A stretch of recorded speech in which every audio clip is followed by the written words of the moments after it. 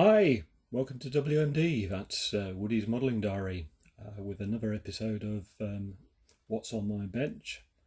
And from the chaos of Woody's bench, we've got a third episode involving this Italeri DAF 95 canvas truck, which is built slightly differently to how Italeri envisaged it. It's been converted to right-hand drive using a Kitform Services resin dashboard conversion kit. The steering linkages have also been converted onto the right hand side. Apart from that, the windscreen wipers, when they will be eventually fitted, have also had to be slightly doctored so that they're correct for right hand configuration. Not fitted yet, but it's not far off now. The model is basically just about finished.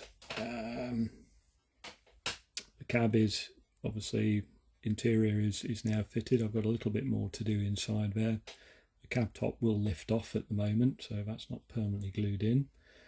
Now, any sort of modelling channel worth its salt will have one of these nice motorised display stands. Here at WMD, we've gone for the cut price version, which is a bit of circular styrene, which used to be under a pizza many years ago when they were still sold with a styrene base.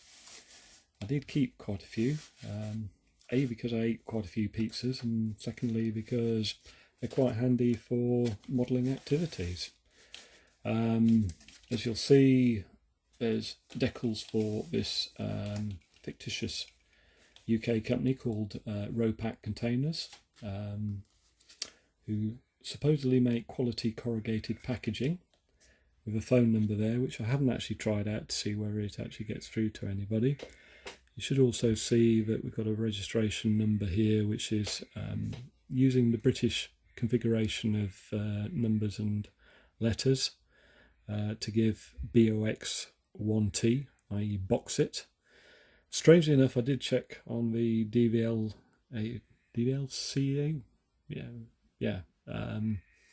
just to see whether that was registered to something like a Porsche or something of that nature. It's one of the few registrations of that nature which hasn't actually been registered to a vehicle. So theoretically, I haven't upset anybody by using that. As it spins around here, you can see a few of the remaining parts to be fitted. The cargo body is still loose because I'm weathering the chassis at the moment. All that remains to be fitted, apart from the windscreen wipers, are the mirrors, the side guards, which fit there, and then the cab sun visor, and really that's about it. But at the moment it's undergoing a weathering operation, which I do take my time over. I tend to put it over several weeks just when I'm in the right mood for it. The truck itself is supposed to represent a vehicle which is used but kept in reasonable condition, so it's not going to be heavily weathered. It's in effect just has a little bit of weathering to show that it is on the road, and I've already sort of toned down the tyres and done a little bit to the mudguards and the chassis itself. The actual cab will tilt, and the engine now has been finished. If we can just get down onto the detail of that. So that's all in there. At this point something usually drops off. I'm hoping it doesn't. Yeah, luckily it doesn't. So that's where we are with that kit. The other thing which I've got to do yet is, I'm talking of weathering, let's move those to one side, is this Tamiya kit, which I can't actually remember what on earth it's called. It's called an SDKFZ 234/2 Puma, according to the box down here. It's Tamiya kit. I'll just rescue this gentleman and stick him back up there.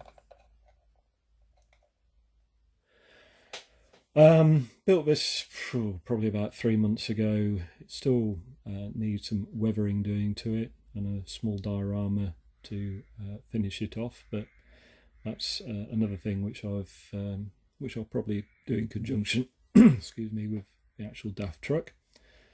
And then after that, Woody's workbench will be a little bit free, hopefully. Got a number of other projects to do, but I really do need to sort of make progress on this model railway, my last great project. It's sat like this really since about last November, and as you can see, there's a little bit of scenery done. The track is sort of more or less where it should be, but it now needs the next stage, which is fastening the track down properly, weathering it, ballasting it, wiring it fully, and getting on with the scenery. So I need to move that forward. So that's something which hopefully over the next few weeks I'll be getting on with. But whilst I have the odd half hour or so, I will just do a little bit of weathering on these. Overall, quite pleased with it. The actual decals for the container company were something which I picked up from Kitform Services some time ago when Howard, who used to own the company, had a bit of a clear out, and I ended up with enough decals to do about 3 or 4 trucks for the bargain price of £3.